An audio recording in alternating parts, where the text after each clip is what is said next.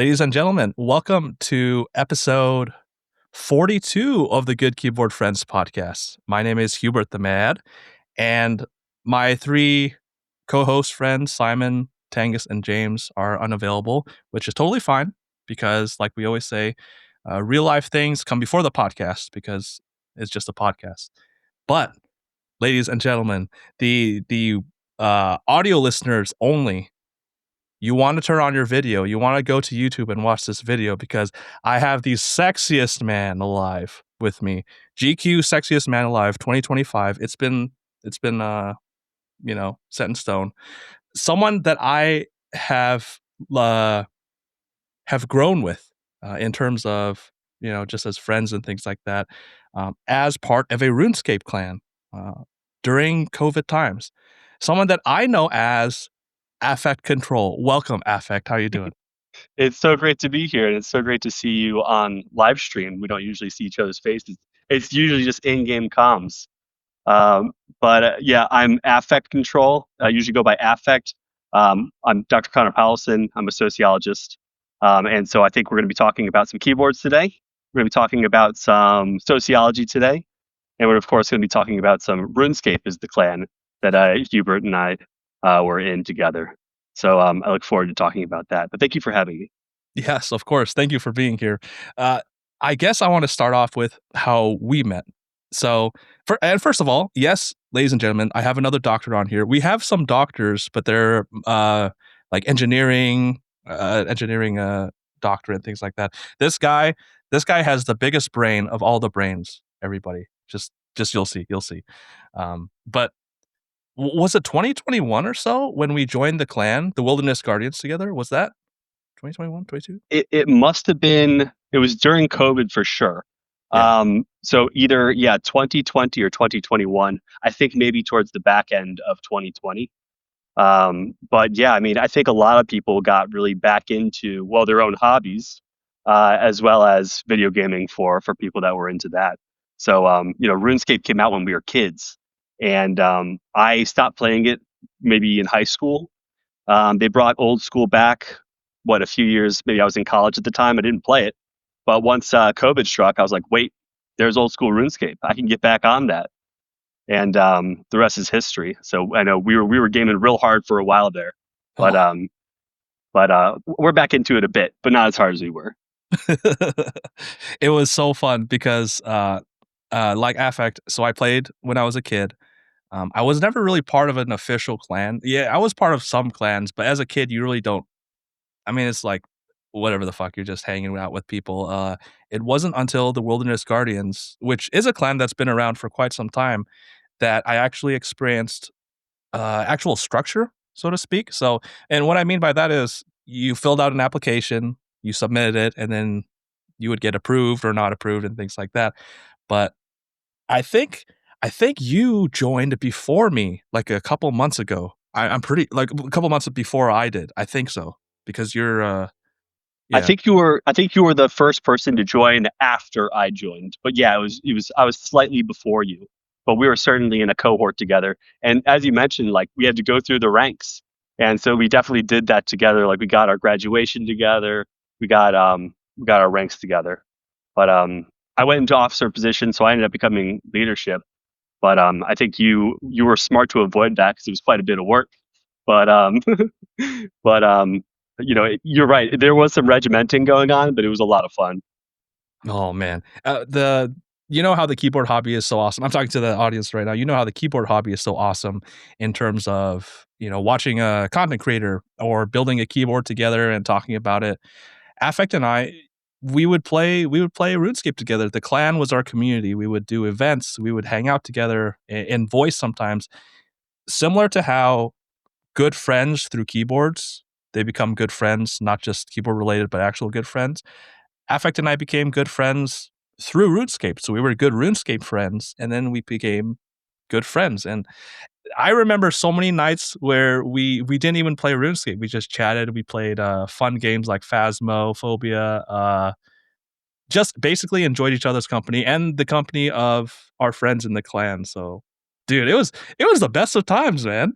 Yeah, we had movie nights, Among Us. What else? We watched some UFC together, and of Yeah, course there was a bit of drinking and debauchery. But it was really a lifesaver for when everything was locked down. We had nothing to do. But yeah, we were able to do that online community. It was pretty great. I love it. And again, like Affect was saying, he's back in the clan. I am not in the clan yet, but I hope to eventually make my way back. But I want to ask you, Affect. Yeah, we'll get to talking about keyboards and everything later, but was it something that you always wanted to do in terms of becoming a doctorate of sociology when you were a kid? Like, how did sociology uh, how did it basically get its claws on you? Why do you love it so much? Yeah. Um, well, it's not so dissimilar from getting into wilderness gardens. You kind of fall into it. You're like, oh, this seems interesting, and then you get locked in. So I originally went to undergrad for engineering. I was Oh, doing engineering classes, post secondary engineering classes in high school. Um, However, the day before classes started, my freshman year of undergrad, I switched to anthropology of all things, and my parents were very disappointed. But I was at a time I was reading a whole lot of social theory, and I was just enthralled. So I started taking anthropology classes. Then I was invited by a graduate student to help them with their research. She was a sociologist, so I started doing sociology research with her. And then I was like, this is great. I love this. So I got locked in. I started doing my own research. I got a grant for a project in Cincinnati where I did my undergrad. And then I got into grad school afterwards. You know, how many options do you have when you go into sociology? There are certainly a lot of people that do go into, for instance, social work or public policy. But if you can get a higher degree in it, you have a lot more options opened up to you. So, yep, I went to grad school. I graduated. The During COVID is when I was in grad school. I was in grad school at the time that we were first meeting each other, and I actually left the Wilderness Guardians when I was finishing up the dissertation. So I had about a 2 year period where I was like, I can't do anything except for write. And then that finished up, and I was like, all right, I'm free now. It's been a little over a year since I graduated, and now I'm free. I'm settled in, and so I'm back at it. It's kind of weird how hobbies work. I have a question for you. When you were going through and getting your master's, I know obviously getting a doctorate is very difficult. It takes a lot of time, but master's wise, I had some friends, some roommates that said when they were getting their masters, it was actually less stressful than going through undergrad or getting their doctorates. Was that similar for you? You had a lot of time to just do Uh, whatever? yeah, so some people do an independent master's program. Other people go through a full PhD program, which includes masters, Yeah. which are a little bit different. But the master's course or getting your master's degree involves coursework, so you're taking classes, and then you end with a thesis, which is usually just a long paper. Sometimes you do your own research. Sometimes you're using secondary data, so you're just analyzing data. Um, so a lot of people find it like an extension of undergrad, Mm. but you're only taking classes in your in your subject, in your most interested topic that you have. So I think people find it easier for that because you don't have to take. I was taking language in undergrad. I'm terrible at language, but going through the sociology program, I didn't have to take any language, so that was nice. Yeah. um, so yeah, if you're getting a master's degree, get something that you like, and it'll be just like an extension of undergrad, and that'll be quite easy. Once you start getting the PhD stuff, you're doing your own research. You're working full time doing assistantship or teaching or doing research, and it becomes another whole another ball game.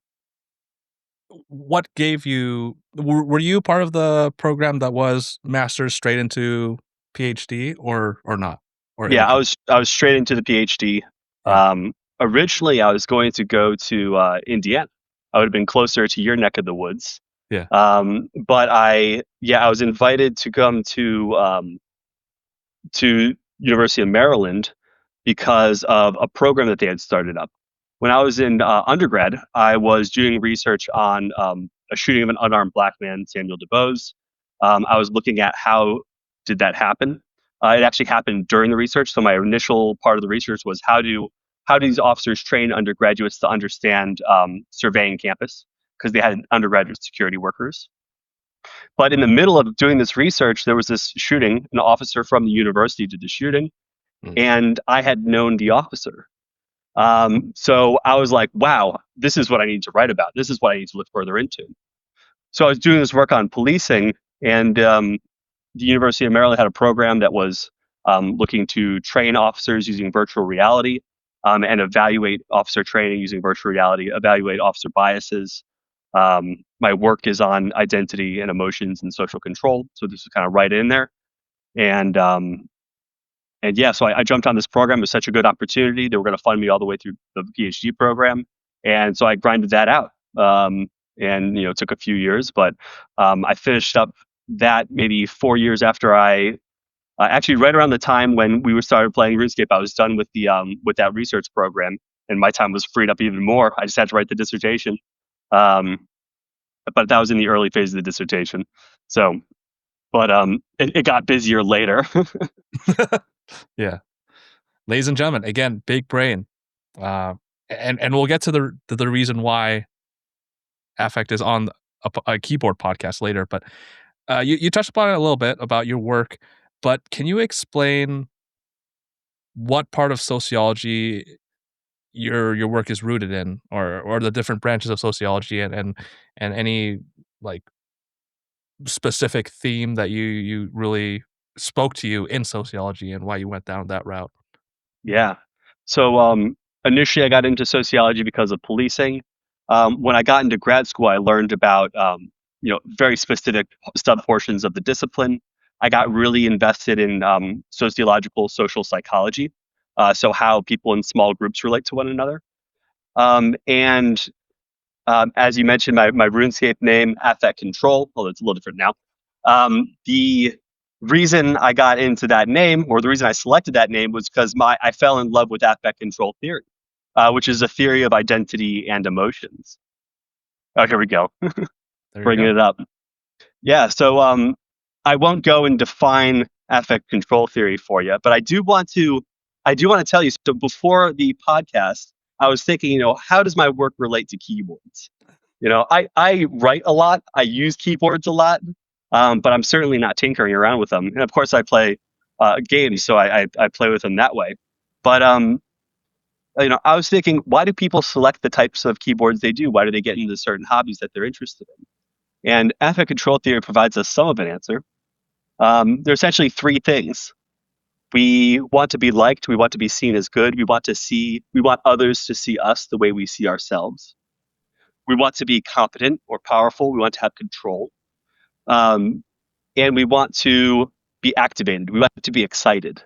And I think these things all hit on to pretty much everything in the world, but certainly keyboards as well. When you're selecting a keyboard, activity. Are you going to get a whole bunch of RGBs? Are you going to get a really clicky keyboard that's giving you a lot of feedback? What excites you in that way? Of course, what do you like? What looks cool? So in terms of the evaluation, does this make me look like a gamer? Does this make me look like a brilliant writer? Does this make me look sleek, businessy? And of course, what people are usually concerned about, or how people are usually concerned about, is how well does it perform? So how much control do you have when you're doing it? Certainly, when you're playing a game, you want that. You want to be super fast response, super fast or super feedback keyboards. You know exactly what you're clicking, exactly where it is. Maybe you want control over how to set your keyboard settings, so you can optimize how you're using the keyboard for the game. But all these things connect in. I love it.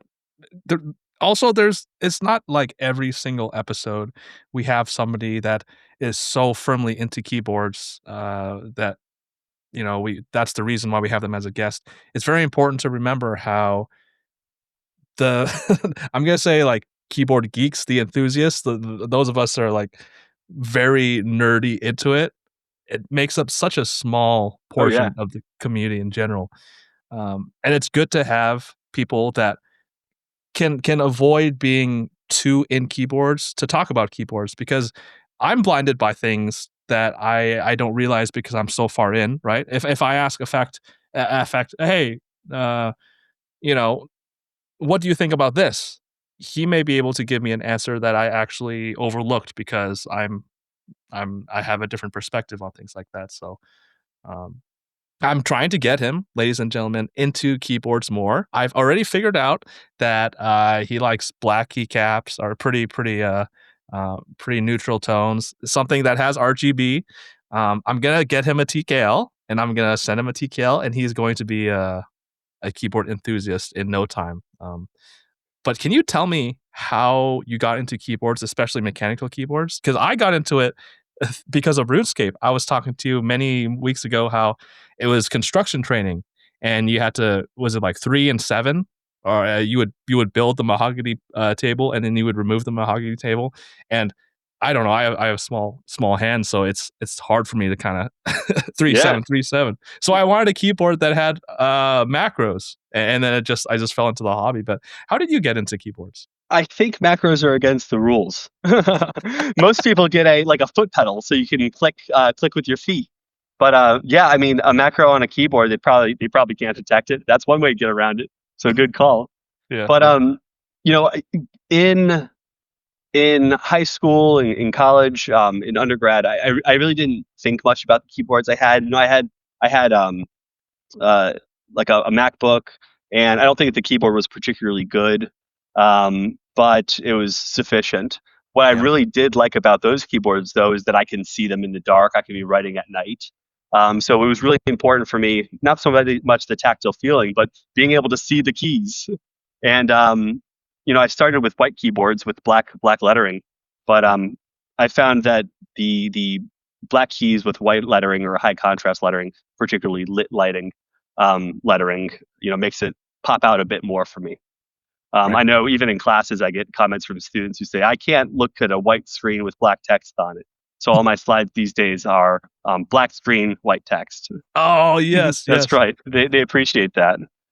But how did I get into keyboards more? So I started writing more and more as I went through school, and so I needed something that felt comfortable writing for hours. Maybe it's a little bit of an identity thing as well as I wanted some mechanical keyboards that gave some nice feedback. I think they work a bit better too, in terms of like you can see you feel where your hands are. Those flat keys, just you can't tell what you're clicking. But having the mechanical feedback, having the nice big keys that you know exactly where you're hitting, it just made me feel like I was taking it up to the next level. Right, right. So you like tactile switches where you can feel an actual tactility bump when you press the key down. Yeah, I think even for gaming, because then you know exactly when there's that actuation. I Yeah, think that's yeah. important.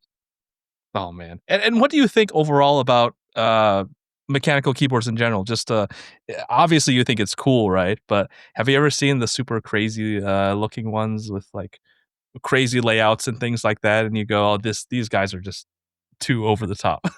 Um, to be fair, yeah, I mean, like it's like looking at. I'm sure there are some computer guys out there. When you're a computer guy, you know what you're looking at when you're seeing those computers. You know, like okay, I know this type of component. I know what it's doing. But when you're not a computer guy, you're looking at it and saying, "Oh, it's got two screens. That's pretty crazy." But you don't know anything under the hood. Yeah, I yeah, look at a keyboard like that. I can see, oh, that's very pretty. You got some colors on there. I usually look at the size. Like, it seems like a lot of people in the hobby, they're really interested in like real compact keyboards. And that yeah, blows my mind because it seems like you can't do much with it. But I know we were talking earlier, before this podcast, about how you can set up your keys to be clicking whatever you want. You can use F keys to jump around. And so you can navigate that way. And so even with a small keyboard, you can do everything that you want to do. That's kind of mind blowing to me. I had no idea that was under the hood. this is something that, one of the reasons why I wanted Affect on, because he understands how there's so many different aspects to keyboards and the community, and, you may have a preference of big keyboards or small keyboards, but at the end of the day, they're just all part of the same community. Um, I know this is not a huge issue yet, but I have been noticing Affect how, I'm not gonna say elitist, but we sometimes get very, well, what's the word? We're very firm in our beliefs sometimes, as you know, obviously, as a sociologist. Uh, I may believe that, uh, Let me grab this. Is that a RuneScape bed? Oh, dude, it's my throw. I'll lift it up when we get to the RuneScape segment. I It's love that. That's so funny. dude, it's pre-sailing, so I gotta get rid of it, right? Oh, you It's got to get a whole new one, and I don't think you've ever maxed. So I've never even. it's a lie. Oh man, but yeah. So like someone may say, "Oh my gosh, hold on." So oh fuck. Your keyboard's falling apart on you. Right. Someone may say, "Oh my gosh, the 60% keyboard is the best." So for example, I may say that, and then you may say, "Oh no, a full size keyboard with all the keys is the best." And then I get angry. I get angry at you. I'm like, "Oh fuck you, dude. You don't know anything. A full size, blah blah blah." And sometimes we get into really heated arguments about my preferences are better than your preferences. The things that I like are better than what you like, and we forget that at the end of the day, everybody has different preferences, and you shouldn't yuck someone's yum. I've heard that phrase said every now and then because again, we're all part of the same community. We all enjoy the same community together. Um, do you know where that comes from? Because I'm really interested in the psychological, sociological aspect of just humans in general. Like, why do we hate something that's different so much, or why are we kind of against something that's so different? Yeah, we tend to think of ourselves or our perspectives as the right one. Yeah, Um, these studies on ethnocentricity, on these group processes, really started with how does our community see another community, and usually your community has certain values, has certain principles, has certain practices, has certain material culture that you understand and that you think is normal, but for another group, that might not be normal to them. And so, early, you can think of colonizing, early human contact with different groups. They see something and they say, that's not how you do it. We don't eat with chopsticks, we eat with forks, or we don't eat with our hands, we eat with forks. And so we tend to think that the way we do things are normal and right, and the way that other people do things are incorrect and wrong. Um, but that's just one small part of the process, because we also think that we as our own personal identity or as our own personal self is correct, when other people, even though they might be the same culture as us or the same, they have broader understandings that are the same. We have our own personal experiences that make us think some kind of way, and that not only gets ingrained in how we think about the world, but also how we feel about the world. So, for instance, I grew up eating. Well, I loved butter noodles. They were my favorite. The only thing that I would eat when I was a baby. And so my mom fed me a lot of butter noodles. And when I was maybe a kid, like 5, 6 years old, I went over to a friend's house. They had no butter noodles, but they had those rice ramen noodles, and I was grossed out. yeah, I love them now, but I was grossed out. I'm like, you were making noodles, but what the heck is this? That's not a noodle. yeah. And so I had a taste that I developed, and so I felt in my body that that was a little gross. I felt disgusted, and so we can develop these feelings where we feel disgusted by other people's preferences or what other people think is completely normal. But what I wanted to know from you, and I'm Yeah. sure that this is here, but so when we think about ourselves as better than other people or different than other people, what we're doing is we're putting ourselves into an identity category. We're thinking of ourselves as a certain type of person, and we think of other people as another type of person. And Mhm. when we think of ourselves as a certain type of person, we think that we should be doing and using certain things. So, for instance, if you're an author, I write novels. I don't write novels. Think of a person that writes novels. Maybe they want a mechanical keyboard. Maybe they even just want a typewriter, like to complete the Oh, OG mechanical, yeah, and they think that makes them look so thoughtful. It makes them feel some kind of way about themselves. But so they had that preference because it makes them feel, it confirms their identity. It makes them feel the way that they see themselves. It's reassuring that I am this type of person. I am an artist writer. yeah. But certainly those, you said 60% keyboards. Are there other kinds of keyboards? Those certainly say something about the person that is using them. So what kind of people use what kind of keyboards? I don't know. Maybe you know. Yeah. Well, there are people that use full-size keyboards that are mostly people that are just getting into the keyboard hobby, because a full size, obviously, it's very easy to transition from, say, a plastic or a rubber membrane keyboard to a full size keyboard that's a mechanical keyboard, because all the keys are there.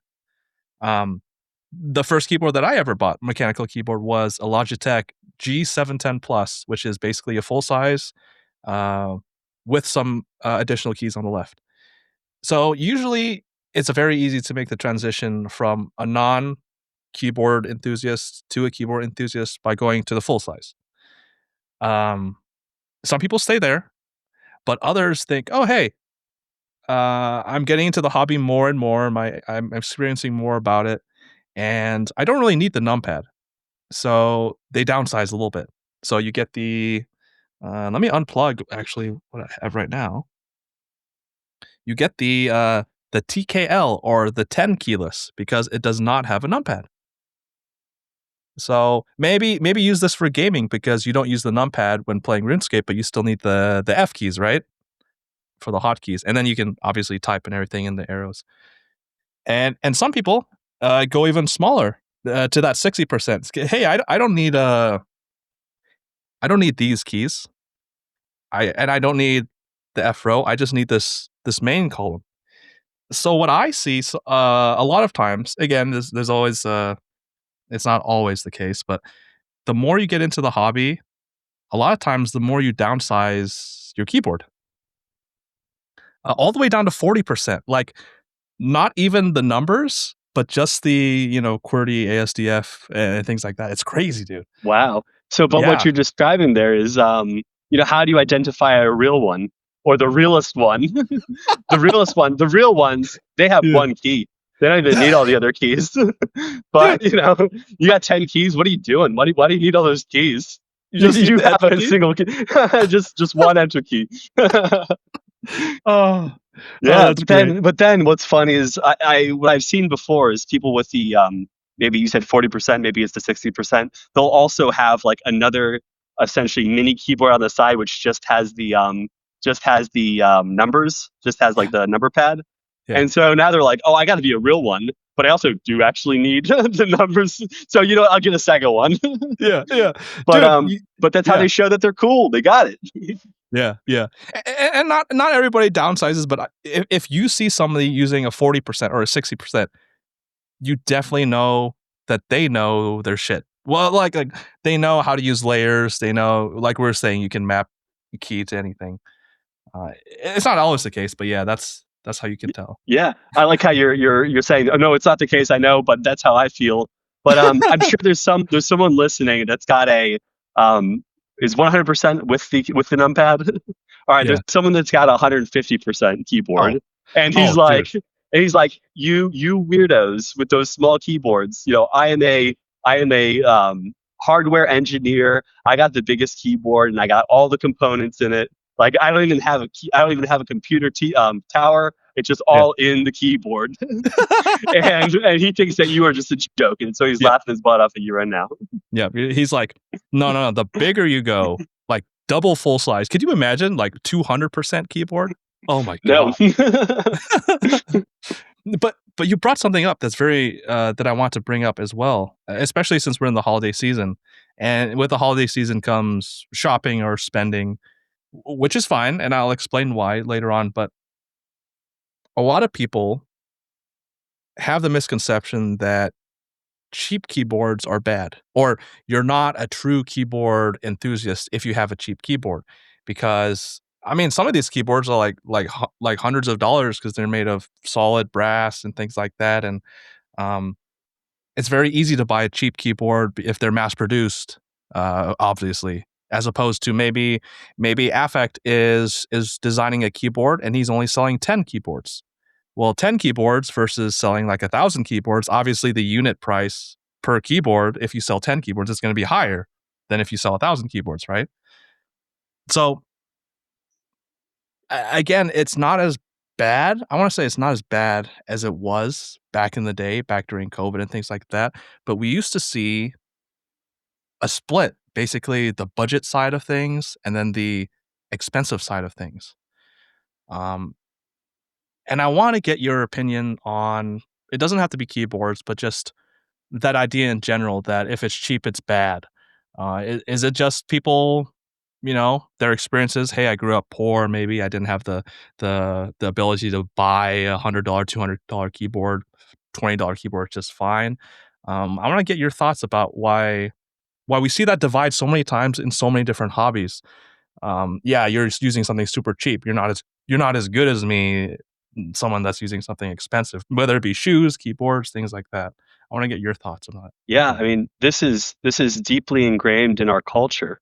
We have this material culture, we have this consumer culture, we have this economic reality that says, well, I want to make money. So how do I make money? Is by selling you something more and more expensive.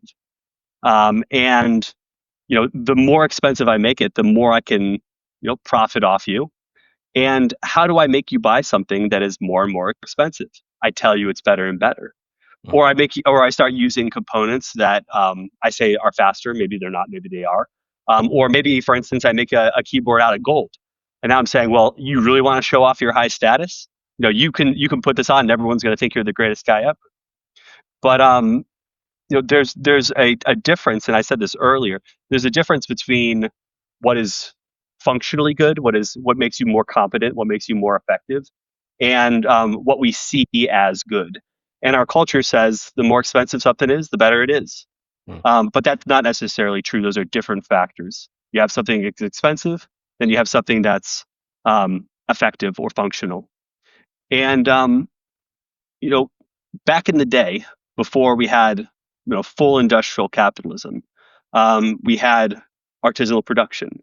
And people put a lot of time in designing and crafting, treating something like an art. And we still have that today. There's a lot less of it, and it is more expensive usually. But oftentimes, even if you were crafting, for instance, making your own shirt at home, then that was something that you could be proud of. That you can be, not only does it help you survive if you can't afford to buy one, but it's something that you made yourself, and it's mm, something that works right for you. If I made a shirt right now, well, if I was good at making shirts, if I made a shirt for myself, I'd make sure it fits. But if I bought a mass-produced shirt, maybe it's going to fit someone else, but not so much me. But I think a lot of that can go into keyboards too. You don't need to buy the gold, you don't need to buy the brass. But what happens when you make the keyboard yourself? Well, now you're imbuing a little part of yourself into it. You don't have to have the best parts. Maybe you can have some of the best parts that you choose where you want to put your money. But you can have that pride of, I did this and I made this. mm. You wanted to ask about people shopping and people buying for the holidays. And certainly when we think of, when we're going to give a gift, we oftentimes think about how expensive is that gift. I need to make it so that it's pricey and that they know that I care because I gave you more. It's, I really put effort into it because I spent a lot of money for you. And there certainly is, there is that, like, I gave you this commitment where put so much money into it. You can see this in wedding rings. If you have a really expensive wedding ring, it's not only a status symbol, but like it shows, I can do this, I can provide. Yeah, yeah. But what I think is oftentimes more important is not only just showing it off, but making it fit the person. Mm, You can have something that's expensive, and you can have something that is functional. And if I make something functional for myself, that might be different from what is functional to you. And so when I'm thinking about what I'm going to give someone, the best gift is something that works for them, even if maybe it's not your greatest preference. So when I'm thinking about keyboards, when I'm thinking about gifts, I'm thinking about, what do I need? What do I want? And then if I'm going to be giving it away, what the heck does somebody else want or need? yeah, That requires, I think, a really good knowledge of what a keyboard is. Because if I bought someone a keyboard, I would buy them that 100%. I'd buy them. I'd get them what I get. I use a Black Widow V3. That works for me, but that's all I really know. yeah, But if you are really detail oriented, if you're an artisanal keyboard designer, you know exactly how to make it to really make it meaningful to something.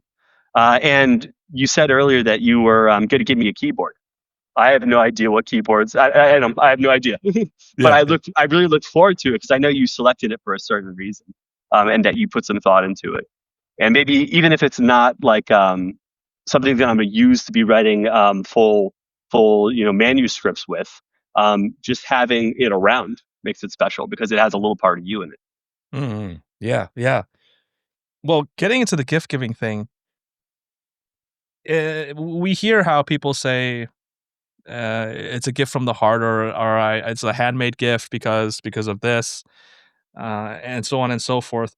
I know that buying something when on sale is not necessarily bad, but can you talk to us a little bit about the purchasing culture? Oh shit, I never intended on buying this headset or this keyboard, but it's on sale and it's a hell of a deal, so I gotta buy it for $300. And in the end, you spend more than you actually were going to spend because you never had an intention of buying it, but it was on sale or it was cheap. I think that's something 100% that I dealt with uh, in my past, and it was hard for me to realize, hey, idiot. You never planned on buying this. There was no reason to buy this except for like, oh shit, it's on sale, so I gotta buy it. Why is that so effective? And how do we how do we counteract that? Or what are tips and tricks you can give for us? Yeah. So I'll describe the dual processes theory of mind, or the theory of decision making. And what it basically says is that we have these two processes. One of them is an emotional process, and the emotional process is very fast. It is kind of the first thing that we do when we're encountering a situation is we react emotionally. What that means is, like, for instance, we hear a bang, we shudder. If we hear gunfire, we're going to be taking cover. We're going to be running away. But that is a intuitive response. Now you have your second process, which is your mind, which is your cognitive processes, is your thinking. And so you hear a bang, maybe you shudder, maybe you duck, and you're like, well, this something must dangerous is going on. I need to protect myself. But you give it a second, you're like, wait, that was a balloon that just popped. It's no big deal. Like, we're all good. I can calm myself down now. I don't need to be in this fight or flight stage or phase right now. So we have these two systems, and oftentimes they're working in conflict. If I want to run away from that bang, and that balloon is actually just a balloon, then my two processes are in conflict.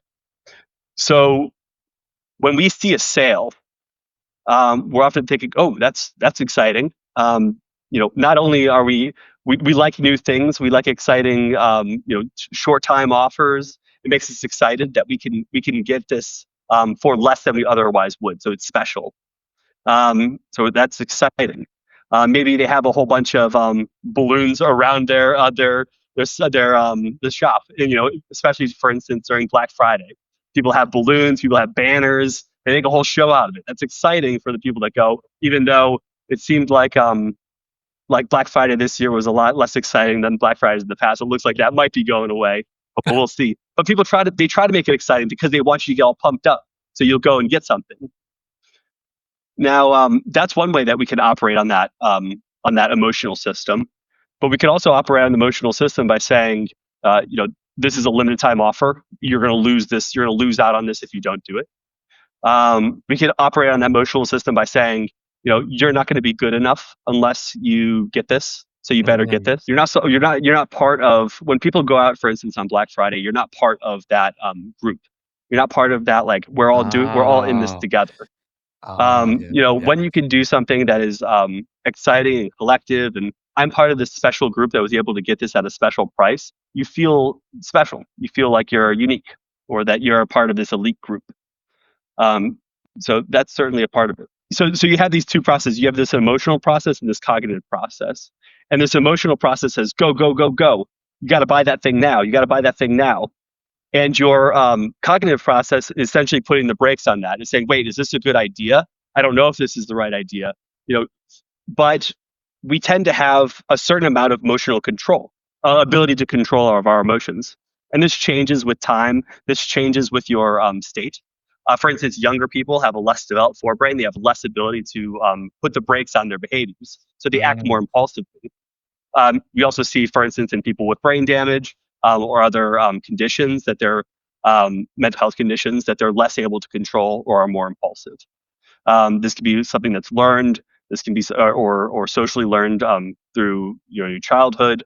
or something that can be conditioned socially, is that, no, you don't have to. You can just, here's a credit card. You don't even have to spend your own money. You can just spend, and so Oh you're god. more impulsive. You're like, it's not my own money. I'm going to spend it. Yeah. But Yeah. so when we're driven to buy something, we need to be able to slow down. Actually, I used to train officers on decision making, Yeah. and to manage their implicit biases. The number one thing is slow down. Stop and think. What are you doing? It's really hard in a lot of situations because for officers, they have to make those split-second decisions. So oftentimes they're running on emotions, they're running on their intuition, and so what's really important for policing is that we train what their intuition is. But for these low stakes buying situations, they try to make high stakes by making it a limited time. We have that ability to stop and think, which we got to use. Is Yeah. this something that I need? Is this something that I just want to do because it's framed in such a way that makes me think I need it now? Right. Um, and is it really going to make me a better person for buying this now? Yeah. But on the other part of it is, we have less emotional control, or we have a less ability to control our emotions when we're tired, when we're hungry, when we're agitated, when something didn't go your way, you're feeling some kind of way, you're drunk. All these things reduce our ability to put those brakes on ourselves. So maybe if you're drinking, maybe it's not time to go on to Amazon.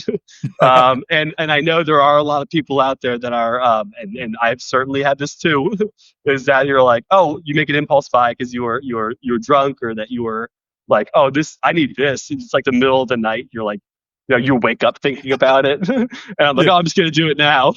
Yeah. um, yeah, but so just make decisions when you're in the right headspace to make a decision. Mhm. Mhm. That's hilarious because I have had it's been a while, but I definitely have had a situation where I'll be sleeping and then I'll wake up and I'm like, "Oh shit, I need to get this on Amazon," or like for some reason I buy it on Amazon, and then when I wake up the next morning, it's on my porch. Like I don't remember buying this. Like, Absolutely, and it's yeah, kind of exciting. You're like, "Oh, I got mail. Let's go." You're like, "Wait, I bought this."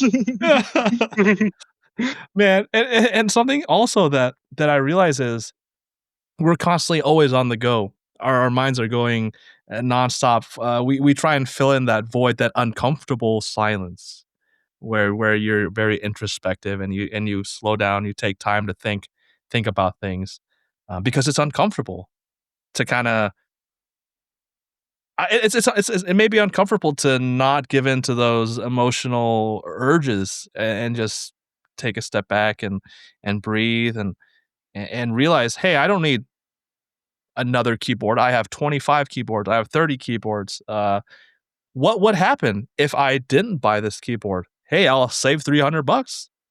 It may not be the fun thing now. I can get the instant gratification of a keyboard on my door tomorrow with $300, but that $300 can go a long way. I've really tried hard personally, and I try and tell my friends as well. Hey, say you miss this keyboard, like you like this keyboard, and you miss the sale on it. It's not necessarily a bad thing, right? You save money, and that money can be spent for other needs. Because let's face it, besides a very small group of people that maybe have arthritis or medical issues that they need a specific keyboard. Keyboards are wants. They're not necessities. You can get a super cheap keyboard. It can do just as good or better compared to like a $300 keyboard, right? You may not have to go super high up. But it's tough, man. It's tough to get to that headspace. I don't know how to get there or how to help people get there besides just practicing. You had to teach your officers to practice slowing down, right? What do you know any ways that we can practice not spending a lot of money? Is it really just like breathe or like think about make like a pros and cons list whenever you're about to buy something? Um, yeah. When I'm training officers, they have what's useful for any organization, but there are certain regulations, certain policies. And so I tell them, before you make any decision, go through the checklist of your policies, even if you don't think this policy is applicable. Let's say there are, 10 really important policies. Usually there's finer ones, your details, but just think of like the 10 broad policies. Does this one pass that check? Does this one pass that check? If you have this script that you can go through, ask yourself a series of questions and say, this is my policy. I want to make this decision now. Before I do that, let me look at the policy. Maybe that policy is I'm not spending more than $300 on a keyboard, or maybe that policy is, I need a keyboard that does these things, and if it doesn't do those things, I don't need it. Or if I already have one that does those things, I don't need it. And there are all these high end keyboards, as you mentioned, that you can get into, and yeah, certainly there are. I imagine almost ubiquitously that there are cheaper keyboards that will do the exact same thing. But also think of, there are things that I could do with this keyboard that I can't do with other keyboards. Maybe if you're in the hobby, having a 60%, 40%, and 100% keyboards, all of that gives you some kind of pleasure. There are a lot of people out there that become kind of these like home museum people because they collect all the different things within their favorite hobby. That's when you'll find it on the side of the road. You'll find like a yarn museum. It's all the different types of yarn, and usually what that is just someone that was really into yarn and wanted to get everything. You could be that guy for keyboards, but most people aren't. Most people can say, you know what, maybe I want one of each type of keyboard, a 60, a 40, 100, but you don't need one of every type on the market. You got to think of your policy. Do I need of one every type on the market? Do I need one of 140%, 160%? Do I need one that has mechanical keys and one that doesn't have mechanical keys? Or can I just buy switches and play with them myself? I can do that. So have that policy in your head. Go through the checklist before you make a decision. I love that. That's awesome, man. See, this is why I love talking to Affect, because we can talk about stupid shit all the time, and then I ask him a very philosophical question, and he's on point, man. Can you tell us about the uncomfortable the talks that we have, our own introspective thoughts and things like that, how we sometimes have to slow down and not go 24/7, not be what's the word, not be on all the time, not have to have like some sort of electronic or video or audio, and just be alone with your thoughts. It may be scary. It's honestly, it could be scary. Some people, it's terrifying. Yeah. It's terrifying. Even I have a hard time with it. But we live in a very fast-paced world. We live in a world where we're consuming a lot of everything, a lot of news. We have a phone on us 24/7. You can flick through TikTok all day. You're going to see different thing all day. And there's going to be flashing lights. There's going to be crazy sounds. You're just going to be very, very stimulated. And we humans, we love stimulation. It's very exciting to us. Yeah. But what we also don't love is emotional pain and emotional trauma and processing our emotions. And what's great about all those things is that distracts us from our real problems. If I have to do this thing that I don't want to do, I have to write a paper. Well, it's a lot pleasurable. It's a lot easier too for me to go on TikTok and scroll through TikTok. So I can forget my problems. I can forget my my work that I have to do, just for that little hit of dopamine. And in the same way, if I'm stimulated 100% of the time and I have these really deep problems, I don't have to think about them on a very deep level. When we have very deep trauma, when we have very deep feelings about things, if you've had emotional trauma as a child, in your childhood, you have things that you really need to process. When you're alone with your thoughts, that's when those things come up. And for people that meditate, there's some work on meditation that it's those types and mindfulness exercises as well. These are when those real deep feelings come up. But if you're distracting yourself with good things if you're working, you're being productive, that's another way to to avoid those deeper issues that we might have to confront, those deeper feelings that we might have to confront. Yeah, So yeah, even with those important things, we can be distracting ourselves. yeah. But if we can just keep clicking on the keyboard, the metaphorical keyboard, that we Yeah. don't have to take our hands off the keyboard and actually do real things. There you go. Are you someone that I am? I mean, I used to be someone that has had a real problem with getting into a hobby, and then, like you said, oh, going for the best, and maybe the most expensive, even though they may not be the same. Or are you someone who understands? Hey, I might not. Let's take basketball. Let's take basketball for instance. Uh, I don't know. I don't think you play professional basketball, do you? Mm. Okay. Nope, I'm not. I'm not in the NBA. So say we get really excited about basketball, you and I, um, and you go out and buy the best shoes. I mean, all the different scientific jargon of why these Nikes make you jump 5% higher or run 10% faster. And then I buy like what happened when I was a kid, Shaq shoes from Walmart, Oh yeah. which are like $20, right? $10. Uh, are you someone that if you don't know if you'll be in that hobby for a while, or if you just have like a curiosity about it, do you start out small? Like, hey, I might be into keyboards. I'll buy like a $20 keyboard, or do you just jump straight into like, oh, Yeah. I need to figure out what's the most expensive and things like that, and try to Yeah. get the best. Yeah. I wouldn't say I'm like that, but I do have a different thing that I think about. So Yeah, you mentioned, if you're getting into it, you want the best of the best, and to show off that you're a real one. You got the $300 sneakers instead of the $100 sneakers. And for a lot of people, if let's say you're in the NBA and you see someone with a really expensive pair of shoes, well, maybe you're like that guy, he doesn't need those shoes, or what's he trying to prove? Is he, does he think that that makes him better? yeah, Like I can be someone in the NBA. I could be wearing flip flops and I'll run you through the court all day. So exactly. so so there's a point where you buy something that's so expensive that that people that know what they're into or know what they're doing might think you look a little silly. Yeah. Um, and I think that can be absolutely true for keyboards as well.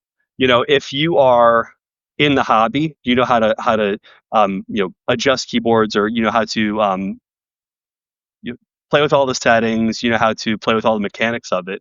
If someone buys a extremely expensive keyboard that's all like decked out and all set up, but they don't know how to actually like tinker with it, Mm, you look silly, right? bro, I'm telling you, it's like you're reading my mind because what I was getting into was there have been situations where you just buy a $500 keyboard and you don't really appreciate what's underneath because you didn't start with the $25 keyboard that maybe sounded and felt like ass. So you don't know how bad it could Mhm. be and appreciate the 300.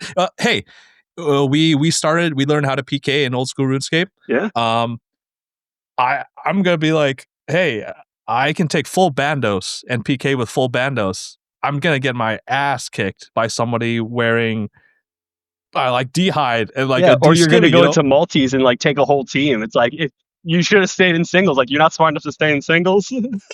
Like you're gonna be There, ran around.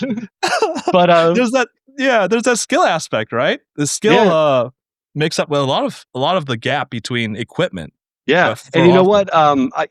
You asked me what I do with my hobbies. So I have a motorcycle. Been riding a motorcycle for Yep. years. Yep. And when I first got the motorcycle, I hear from everyone, you're going to drop your first motorcycle. Everyone drops it. I haven't dropped it, but everyone says they're going to drop your first motorcycle. Yeah. Yeah. So what I did was I bought a real cheap, first motorcycle. So I'm like, I'm going to beat this thing up. I'm going to crash it. I'm going to do something with it. So I better get something that I can just wreck. Yeah. um, and so I got that first motorcycle, and I was like, you know what? And of course I was looking at all these different motorcycles. I'm like, I want that one. I want that expensive Harley that I cannot afford right now. But so I'll buy this nice and cheap one, beat it up, and then in the future I'll be able to get the Harley, or at least one kind of step up. Yeah. And so what I did was I bought this really cheap, it's a Honda Rebel. It was old even at the time, and it had 50,000 miles on it when I bought it. So it was, for a motorcycle that's a bit older. And as I wrote it, it was kind of already beat up anyway. But now because things were kind of falling apart a little bit. Well, now I have to go in and I have to try to fix things. I Mm, could go and bring it to the shop and spend all kinds of money to get it fixed, but I could also try to do it myself. And you know what? I when I first started doing it myself, not only did I learn things about my motorcycle, but I also kind of learned how much I really want to do. What about the hobby do I like? And also, what do I need to work on a bit? Because I did try to change my oil. The first time I tried to change my oil on my motorcycle, I tightened the nut way too hard, and it broke the nut off. And and so I had to bring it in the shop. They had to weld the nut, like they had to weld the nut top onto the bottom of the nut so they can get it off. And they're like, "You should have brought it in." And I'm like, eh. "Well, I'm not going to do that again." Yeah, yeah, yeah. So You live. yeah, so you learn things about your motorcycle, and you know what? It's been more than 5 years since I've had that. It's been 7 years since I had the motorcycle. I planned on having it for 2 years, and I love the motorcycle, and I haven't gotten a new one because now I feel some kind of way about it. I have this emotional Mm, connection with it. mm, I look forward to getting a new motorcycle, yeah, but I don't need it right now. I don't need to. right. All this to say to the audience, hey, if we're just two guys talking. If you're financially able to buy a $300-$500 keyboard, you don't put yourself in debt, and you enjoy it, that's fine, right? We're just giving our opinions, trying to help somebody that may have an issue of spending too much for a keyboard or things like that. If you're happy and you can financially afford it, who am I to poo on your parade, right?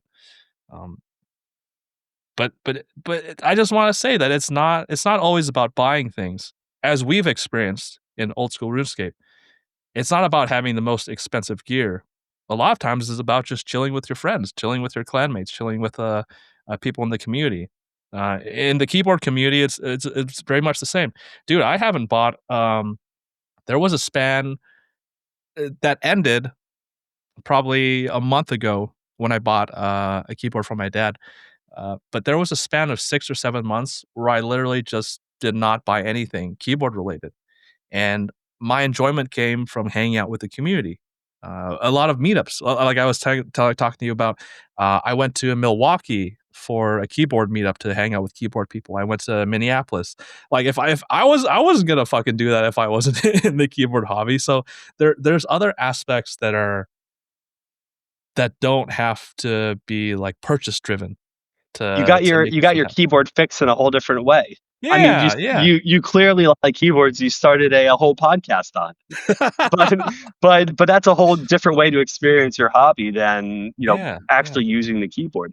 I think building relationships is super great too around it, because now you have someone to talk to about it. You have people with shared interests. You feel part of a community. It's really healthy for people. And yeah. it's been great, even as being remote friends. It's always been in that online. Having an online community is just it's having a place to go to and people to talk to. It's so fulfilling. Well, here's another thing. Talk to me about feeling like you're a part of something, feeling like you're a part of a group, because I've had some friends, and I'm not gonna name them, I don't wanna embarrass them if they are embarrassed, where I've met through keyboards, and they've told me that it's the online community in the keyboard hobby that made them who they are, because they didn't have any friends in real life, so all their social interactions are online, so they can be easily swayed for better or worse. And I thought to myself, "Oh, shit.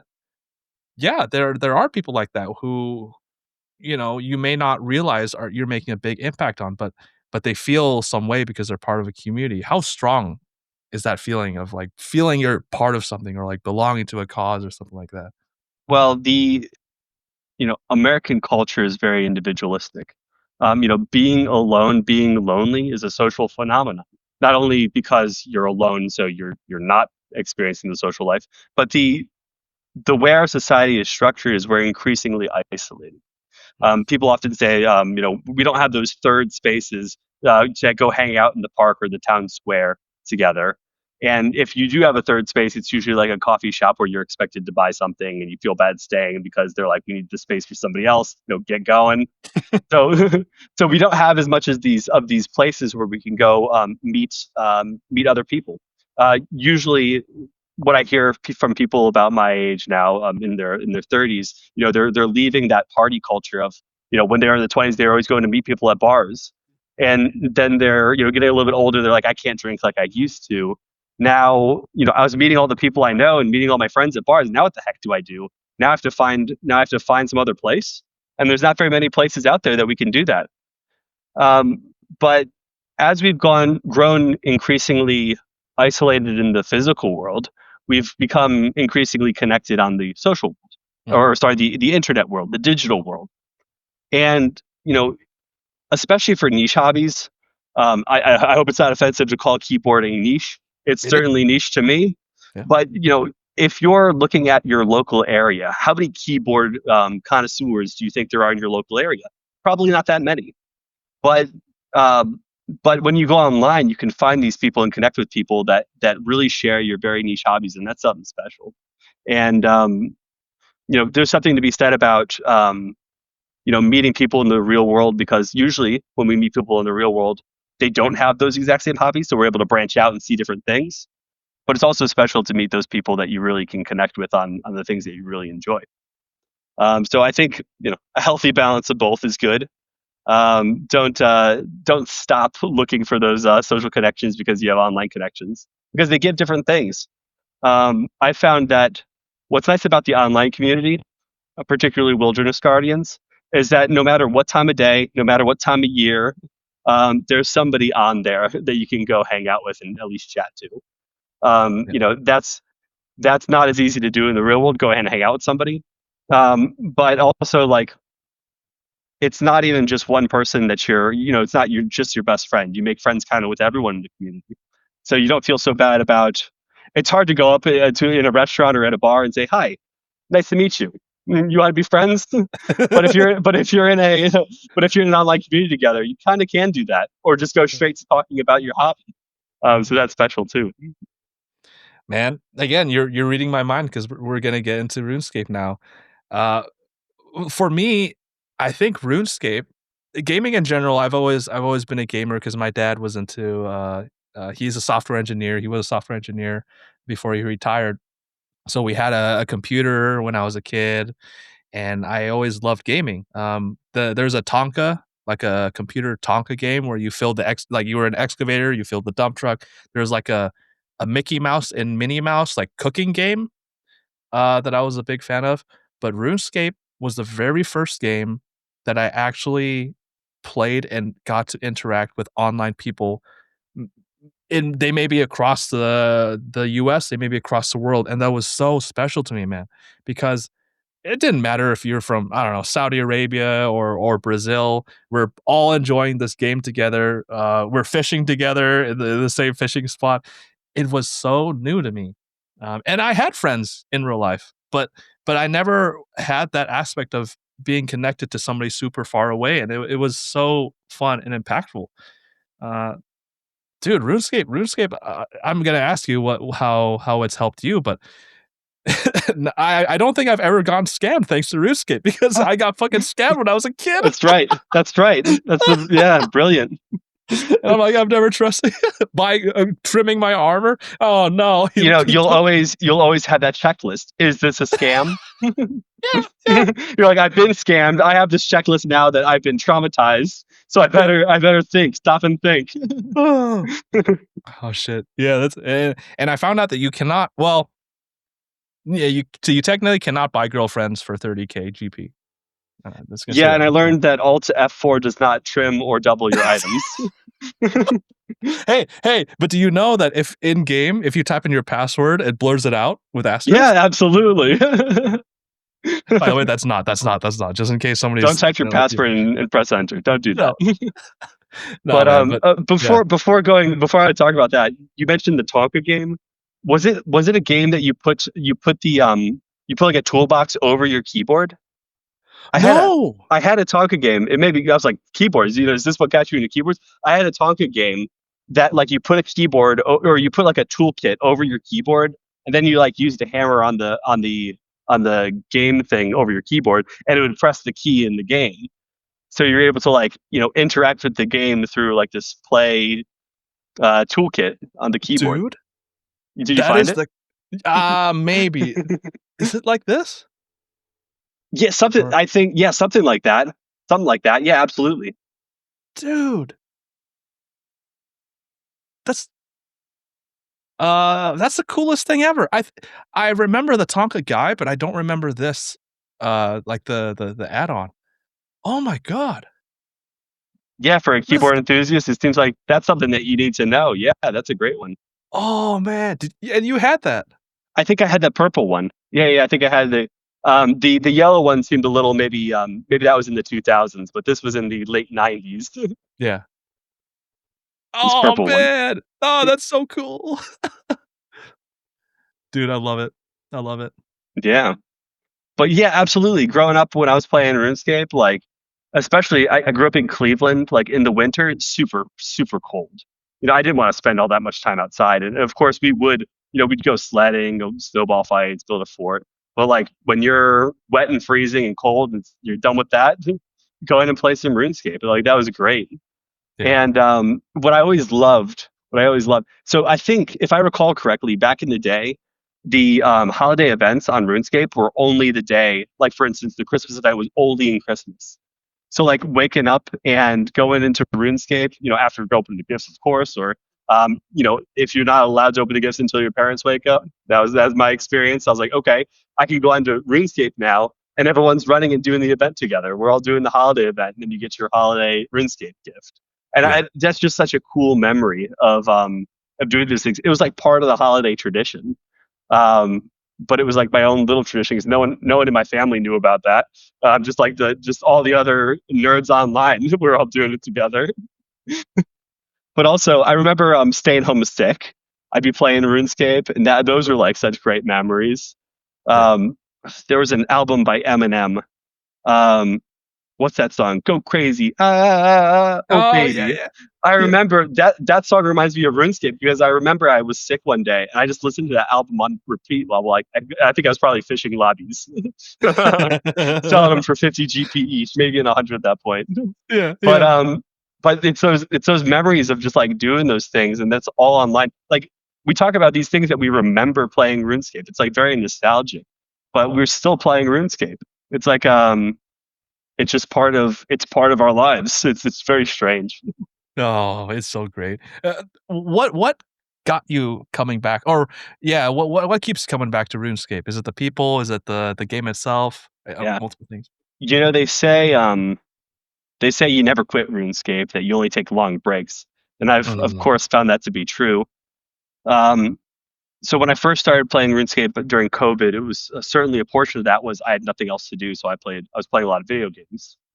And but when I was playing RuneScape, before joining the Wilderness Guardians, I was just kind of doing my own thing.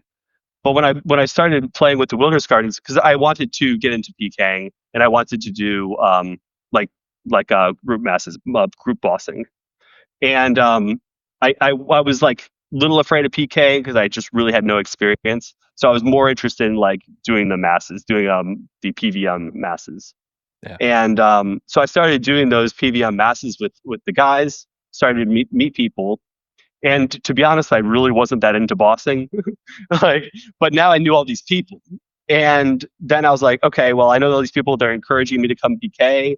And so I go and PK, and I was just like, this is way better. I'm way more into this than bossing. And so I came there for the bossing because I need people to boss with. But then I was like, I could go PK with people. This is way better. Yeah. And it's interesting because like people think of online games like you're either solo or you're multi, you're co-op or you're PvP. And I think what's great about RuneScape is you can kind of do anything. You can play alone, you can play with others, you can play against others. You can be PKing in a 40-man, 50-man mass, or you can be PKing in yourself or with a couple people. Like it's just such a variety. Yeah. And when I'm done running around the wilderness, I can go chill and fish, Yeah. and I can have it on my second monitor while I'm writing, or I can be completely locked in when PK. And so what I found is like RuneScape just kind of adjusts to whatever you want, especially when the mobile came out. Ooh. because once mobile came out, well, now you can do it. When you're at the movie theater with your girlfriend, you can be on RuneScape. Yeah, yeah. I never did that, but I know people who have. and so like it's just such a versatile game. And Yeah. and you mentioned you're going to send me along a keyboard, and I was like, well, I need the keypad that has a arrows and the F keys. You're like, yeah, you can reprogram a 40%, and I could. Yeah. um but you get so used to doing things a certain way after doing it for so many years. Yeah. But Yeah. I'm excited to see what you got. But it'll be interesting to try to play the game in a new way using different tools, just like you said when you got into the doing things a different way with your adjusted keyboard. Oh, So dude. because it's just so dynamic that you can play the game in a different way even. Yeah, yeah. Man, I used to click. I used to not use the hotkeys.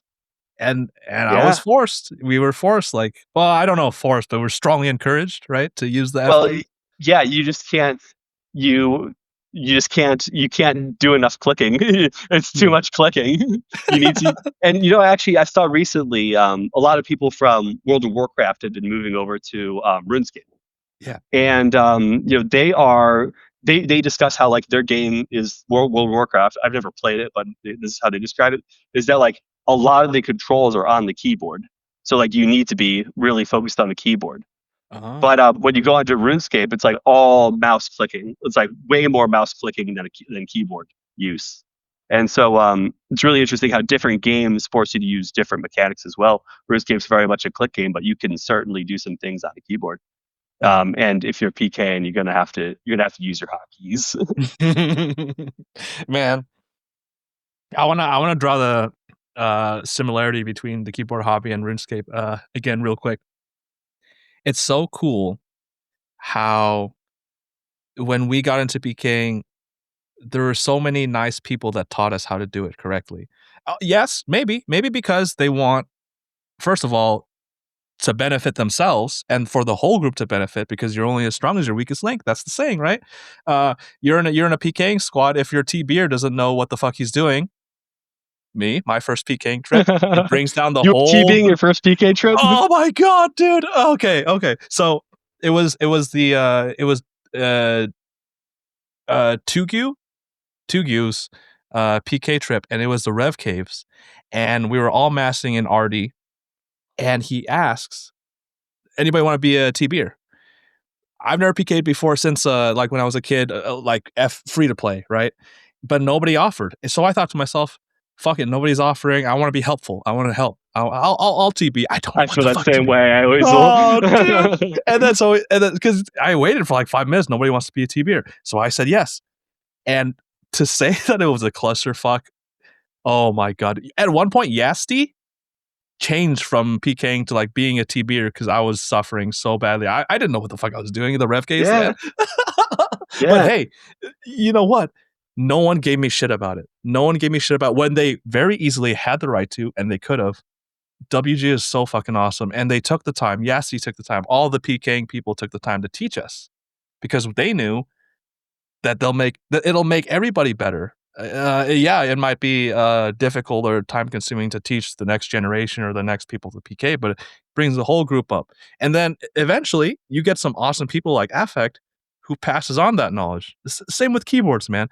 Dude, I didn't know what the fuck I was doing when I started with keyboards. I just bought something that looked cool.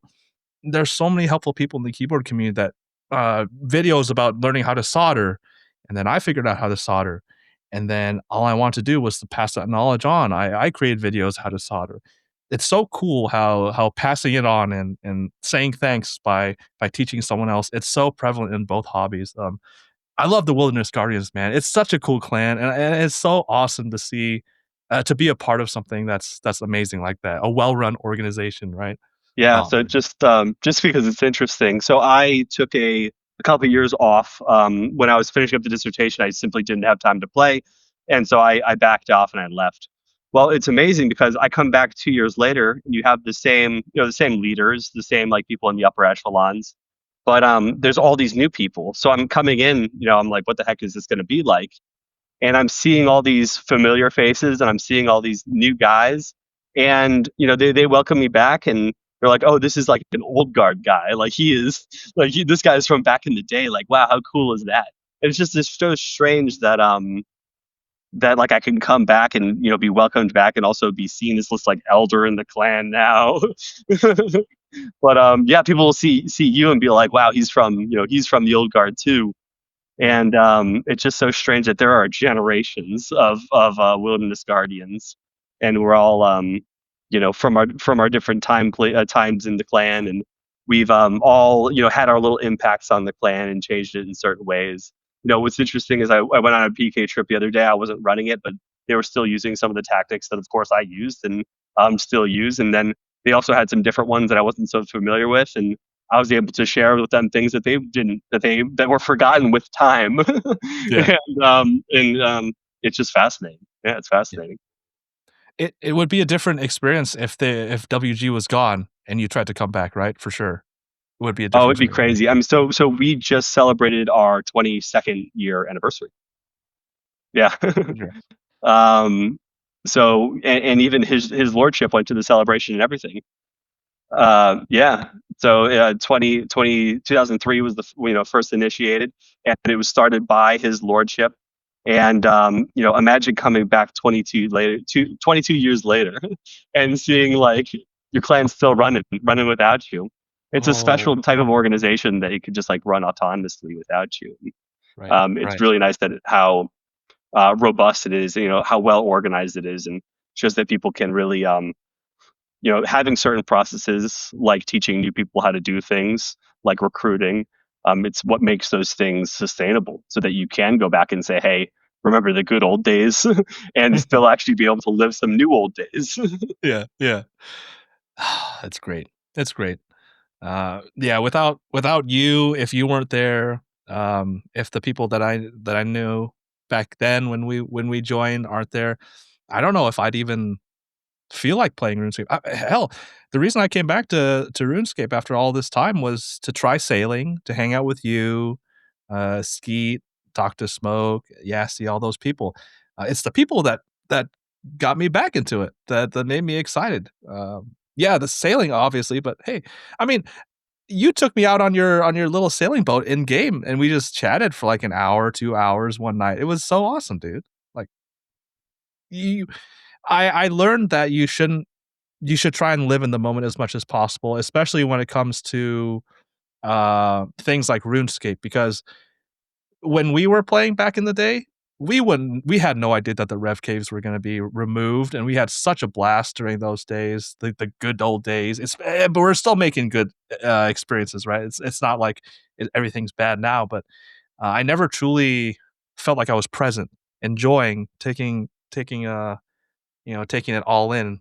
Um, Yeah, and yeah, you don't know you're in the good old days until until they're past. right, right. Yeah, and you know what? One thing I love in the sailing release really showed is that those the mod team is and the development team is just so.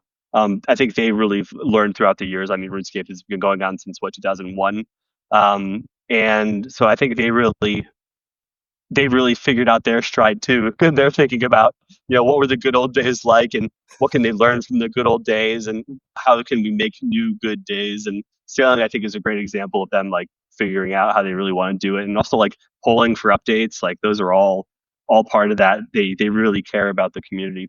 I don't think that we would have a community that the RuneScape players we wouldn't have a RuneScape community that we do if the players weren't invested in the updates and how we changed it and all that. So Mm, that's been yeah. special as well. It's been a crazy fast hour and 20 minutes. Before we finish off with the good keyboard friend of the week, and I'll explain about that, I just want to say to both communities, RuneScape, keyboards, it's so fun to be part of it. I know there are people that are very introverted. Maybe you just want to be by yourself. Maybe you just want to enjoy keyboards by yourself. Maybe you're a lurker. Maybe you're just someone who likes to be part of RuneScape and part of this big community, but not necessarily interact. That's totally fine. But if you're ever curious, definitely try and interact with the community, keyboards or RuneScape. there's so many awesome people in both communities, and you can feel welcome. You can feel like you're a part of something. The amount of people that I have to thank from RuneScape, from keyboards, for either teaching me something or just to hang out with me, it's a long ass list, man. Um, but we like to end off every episode by shouting out those people that have made a positive impact on our lives. In terms of keyboard guests that we usually have, it's typically somebody in the keyboard community, but it could be your mom or dad or somebody that just made a positive impact on your life. And if you, the audience, want to shout somebody out, want us to shout somebody out, you have to go to a website called hugemeatbox.com, which is totally safe for work. It's a link tree. And the lore Is that behind real? it's real. It's real. The lore behind it is when we first started this podcast, we used to come up with bullshit sponsors. Like I said that we were sponsored by NASA, and their next mission was like an anal probe to Uranus or something like, you know what I mean? Like fuck stupid shit like that. And one time I'm like, yeah, we're sponsored by this meat company, this subscription meat company, and if you use our coupon code, you get like a box of subscription meats every month. And one of our co-hosts, Simon, he created this, he bought the domain hugemeatbox.com and he put our link tree as hugemeatbox.com. So That's I'll hilarious. actually, yeah, dude, I'm going to do it. I'll show the audience, the ones that are watching on video here. Okay. Hugemeatbox.com. And there you go. So yeah, obviously you can reach out to us on Discord, me, Simon, Tanks, or James. Obviously you can comment on our YouTube videos or on Instagram. But if you don't want to do that, go to hugemeatbox.com.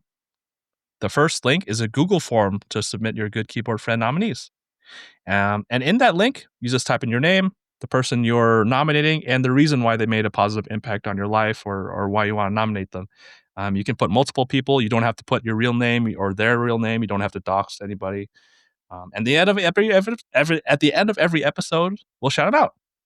So I will shout out somebody that got submitted, and then I'll pass it on to Affect, who can shout out anybody he wants that's made a positive impact on his life. Doesn't matter who, RuneScape, real life, anything. So Hey, we'll shout out some RuneScape folks. First, hey, shout out His Lordship, founder of the Wilderness Guardians, and we'll shout out Ghost Sabre, the current leader of the Wilderness Guardians. So thank you for in part, actually in almost full part, making this meeting happen because we wouldn't have met each other without RuneScape.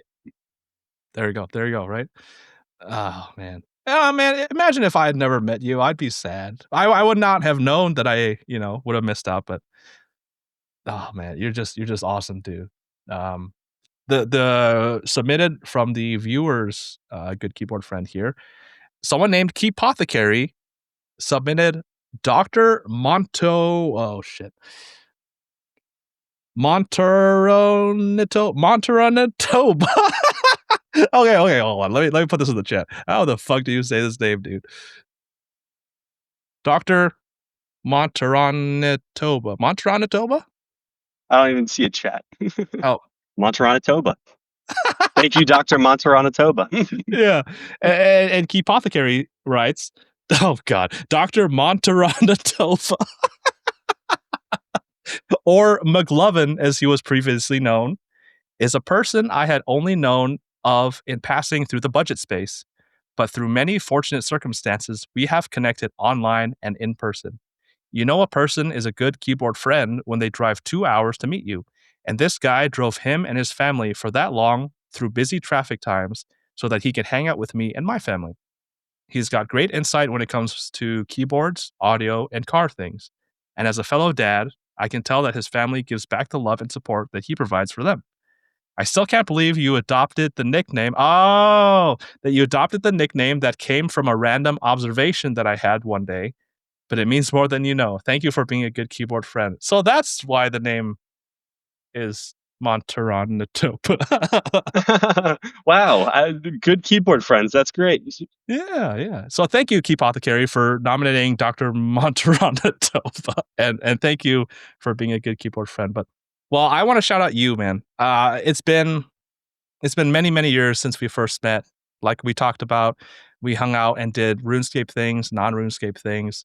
Uh, a couple weeks ago was the first time I actually saw you in in your spitting image, the beautiful face that is Affect.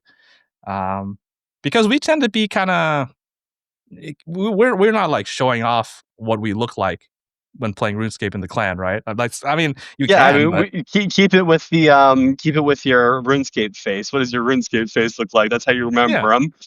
yeah, And their yeah. There voice. you You go. know people by their voice. There you go, man.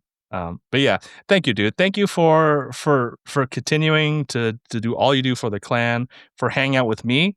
Like I always say, the greatest thing you can do is to show that you like someone or that you appreciate someone is to hang out with them, because time is the most valuable resource we have. We can never get more of it. And the fact that you're willing to spend an hour and a half shooting the shit with me, talking about things like sociology, keyboards, RuneScape, it means a lot to me, dude. It really does. From the bottom of my heart, thank you, man. I really appreciate this. So Well, thank you for having me. It is really special that we've been able to see each other once again and have a nice long form conversation. I look forward to, of course, seeing you more often, and I look forward to you rejoining WG. So we got all kinds of time together. But it's nice that we've had some time to play a bit online. So it's been great to have that back in our lives. hell yeah. On behalf of yourself, me, my co-hosts Simon, Tangus, and James, thank you, everybody. Have a great holiday season, and have a happy New Year. Right, Yeah, right, Happy New Affect? Year.